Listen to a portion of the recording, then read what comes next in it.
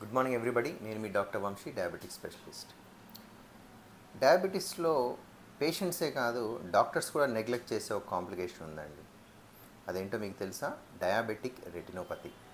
చాలా వరకు డాక్టర్లు మిగిలిన కాంప్లికేషన్స్ అన్నీ చూస్తారు, కానీ మీ కంటి డాక్టర్ దగ్గరికి వెళ్ళి సంవత్సరానికి ఒకసారి ఈ రెటినా పరీక్ష చేయించుకోండి అని చెప్పడంలో చాలామంది డాక్టర్స్ విఫలం అవుతున్నారు.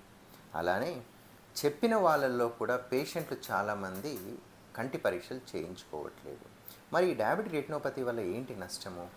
కంటి వెనక ఉండే రెటీనా అనబడే ఈ పొర 10 సంవత్సరాలు డయాబెటీస్ దాటిన వాళ్ళల్లో స్లోగా డ్యామేజ్ అవ్వడం మొదలవుతుందండి.